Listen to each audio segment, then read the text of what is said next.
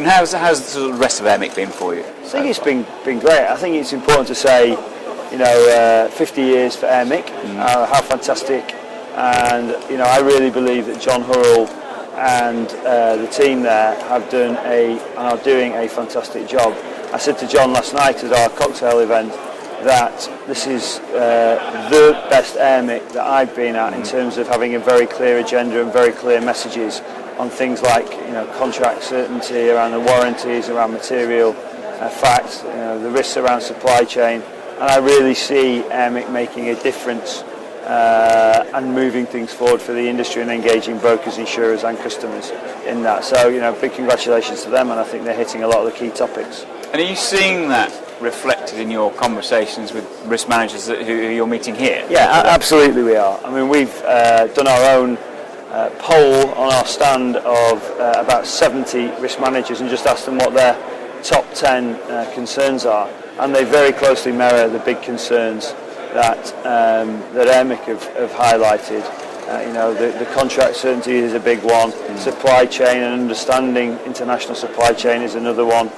Brand and reputation, compliance on multinational networks, and that's why I think for us at RSA it is so important that we get across, and for insurers in general, get across the value of their propositions. And when you're able to manage and deal with regulation and compliance in an appropriate way, and you're paying claims rapidly, then we need, as an industry, to be talking to our customers about that, because I think generally, we have a good proposition, but we probably don't talk it up enough.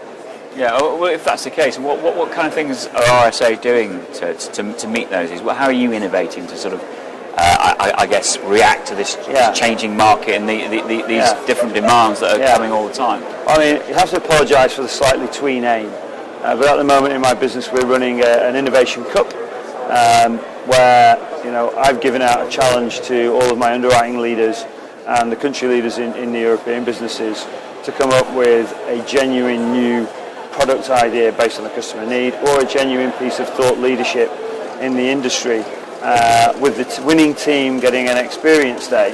And the reason we're doing that is because in the industry as a whole, I think we need to spend more time understanding our customers, and I think we need to be working hard to innovate, and we'll hopefully come out at the end of this competition with some engaged people, because innovation is usually engaging and exciting.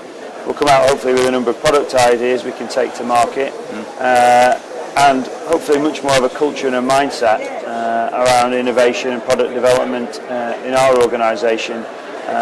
So that's one way in which we're doing it. I think the thing with innovation, though, and one of the issues that we've got, is customers want product innovation, but they don't always want to pay for it.